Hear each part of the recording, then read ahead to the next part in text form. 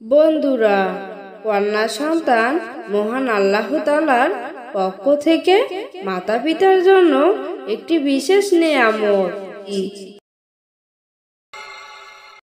এই নাও খাবার, এগুলো তোমরা মেয়ে ও মা মিলে খাও। আর এই নাও। নদীর পাড় ঘেঁষে রহিমপুর নামে এক বন ছিল। সেই বনের পাখিরা ছিল উগ্র স্বভাবের। তারা কখনো বনের কন্যা সন্তানদের দেখতে পেত না। টোনা, ও টোনা, আজ আমার ডিম দেওয়ার সময় হয়ে এসেছে, তাই হয়তো পেটটা খুব ব্যথা করতেছে গো। তুমি একটু আমার ডিম পাড়ার ঘরটা ঠিক করে দাও না, আমি সেখানে ডিম দেব। এরপর টোনা তার টুনির জন্য ডিম পাড়ার বাসা ঠিক করে দেয়। এই নাও টুনি, তোমার ডিম আরামে পাড়ার ব্যবস্থা করে দিলাম।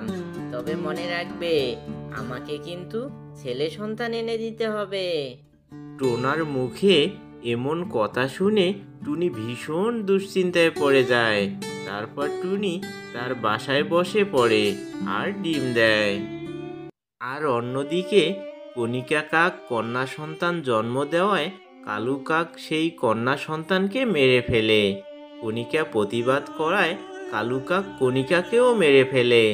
তারপর দুই মরদেহকে মাটিতে চাপা দিয়ে কালু কাক বলে, যাক, আপদগুলো বিদায় হইল।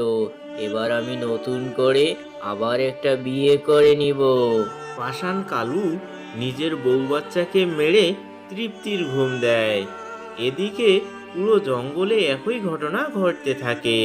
আর এসব কিছু শুনে টুনি মনে মনে ভাবতে থাকে, জানি না সৃষ্টিকর্তা আমার ভাগ্যে কি লিখে রেখেছে, আমার তো ভীষণ ভয় করছে এসব দেখে।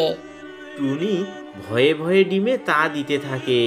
আর এভাবে ভয়ে ভয়ে টুনির ডিমে তা দিতে থাকে। আর ততদিনে টুনি ডিম ফুটে বাচ্চা বের হয়, কিন্তু ছেলে সন্তানের জন্ম না দিয়ে কন্যা সন্তানের জন্ম হয়। টুনি, এই টুনি, এটা তুমি কি করলে? আমাকে ছেলে সন্তান না দিয়ে কন্যা সন্তানের জন্ম দিলে। এবার এই কন্যা সন্তানকে তো মারতেই হবে। টোনা, তুমি কষ্ট করে আমার মেয়েটাকে কেন মারতে যাবে? তার চেয়ে বরং ভালো হয় এই মেয়েটাকে আমি নিজেই পাহাড় থেকে ফেলে দিয়ে মারবো। তুমি যে ওকে সত্যি সত্যি মারবে, তার কি প্রমাণ থাকবে বলো তো? তাই বলছি, আমি যাব তোমার সাথে। আচ্ছা ঠিক আছে, চলো তাহলে। এরপর ওরা দুজন নিজেদের মেয়েকে মেরে ফেলার জন্য পাহাড়ের কাছে যায়। আর টুনি বুদ্ধি করে বলতে থাকে, টোনা, তুমি বরং পাহাড়ের নিচে থাকো, মেয়ের লাশকে তো কবর দিতে হবে, আমি উপরে গিয়ে ফেলে দিচ্ছি, ঠিক আছে? আচ্ছা ঠিক আছে, যাও। টোনা নিচে থেকে যায় আর টুনি টুকিকে পিঠে করে পাহাড়ের উপরে যায় আর সুযোগ বুঝে পাহাড়ের উপর থেকে পালিয়ে যায়। আরে, টুনি তো সে কখন পাহাড়ের উপরে গেছে, তাহলে এখনো আসছে না কেন? দেখি তো উপরে গিয়ে আসলে কি হচ্ছে ওখানে।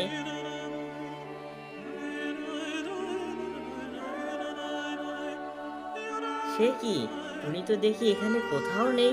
তার মানে ওই শালি ওর মেয়েকে নিয়ে আমার চোখে ধুলো দিয়ে পালিয়ে গেছে।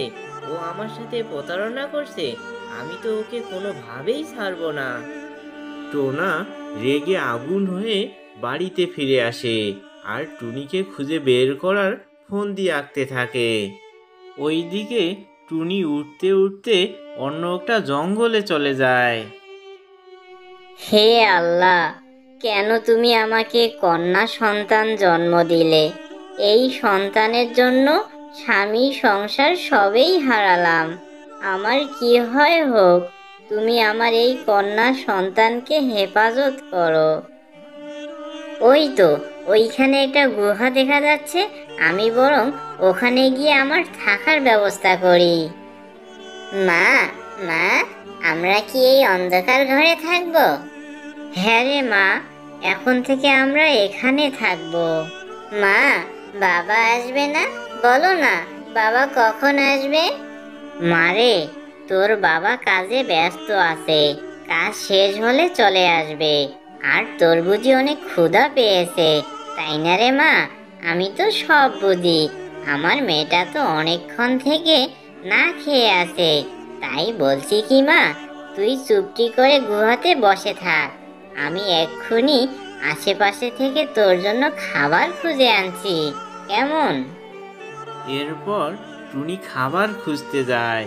অনেক খোঁজাখুঁজির পরও টুনি কোনো খাবার খুঁজে পেল না, কারণ ওই জঙ্গলে 6 মাস থেকে বৃষ্টি না হওয়ার কারণে কোনো গাছ থেকে ফল ফলে নাই। মা, ও মা, তুমি আমার জন্য খাবার নিয়ে এসেছো? মা রে, আমি অনেক চেষ্টা করলাম, কিন্তু কোথাও কোনো খাবার পেলাম না। তুই কোনো চিন্তা করিস না মা, আজ আমরা এই গুহার মাটি খেয়ে কেটে দেই। এভাবে টুনি ও তার কন্যা খেয়ে না খেয়ে বেশ কিছুদিন পার করে। এদিকে ঠিকমতো খাবার না খাওয়ার জন্য এবং দীর্ঘদিন স্যাঁতস্যাঁতে মাটিতে থাকার কারণে টুনি ও টুনির কন্যা টুকি খুব দুর্বল হয়ে পড়ে। মা, ও মা, আমার যে ভীষণ কষ্ট হচ্ছে। আমি এই অন্ধকার ঘর আর মাটি খেয়ে থাকতে পারছি না। মারে, তুই চিন্তা করিস না, আজ আমি তোর জন্য ভালো ভালো খাবার খুঁজে আনবই, এই আমি কথা দিলাম। তাই মা, তুমি সত্যি বলছো? হুরে, আজ আমি ভালো ভালো খাবার খাবো। ঠিক আছে মা, তুমি যাও খাবার আনতে। এরপর টুনি আবার খাবার খোঁজার জন্য বের হলো। আজকেও টুনি কোথাও খাবার পেল না। খাবার না পেয়ে এক গাছের নিচে বসে রইল আর বলল, আজ তো টুকিকে ওয়াদা দিয়ে আসলাম যে তার জন্য খাবার নিয়ে আসব, কিন্তু কোথাও খাবার পেলাম না। কন্যা সন্তান হওয়াটা কি অপরাধ? রহিমপুরের জঙ্গলের পুরুষ পাখিরা কি মা ছাড়াই জন্ম নিচ্ছিল, যে কন্যা সন্তান জন্ম নিলেই ওরা মেরে ফেলছে?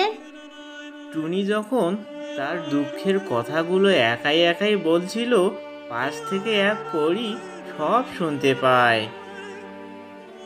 এ পাখি, আমি তোমার কষ্টের সব কথা শুনেছি। আমি তোমাকে খাওয়া ও থাকার ব্যবস্থা করে দিচ্ছি। এই নাও খাবার, এগুলো তোমরা মেয়ে ও মা মিলে খাও। আর এই নাও থাকার ঘর, এখন থেকে আমি তোমাদের সাহায্য করব। বন্ধুরা, কন্যা সন্তান মহান আল্লাহ তাআলার পক্ষ থেকে মাতা পিতার জন্য একটি বিশেষ নেয়ামত। কন্যা সন্তানকে অশুভ মনে করা কাফেরদের পথ স্বভাব। রসুল সাল্লাল্লাহু আলাইহি সাল্লাম ইরশাদ করেন, ওই নারী বরকতময়ী ও সৌভাগ্যবান যার প্রথম সন্তান মেয়ে হয়।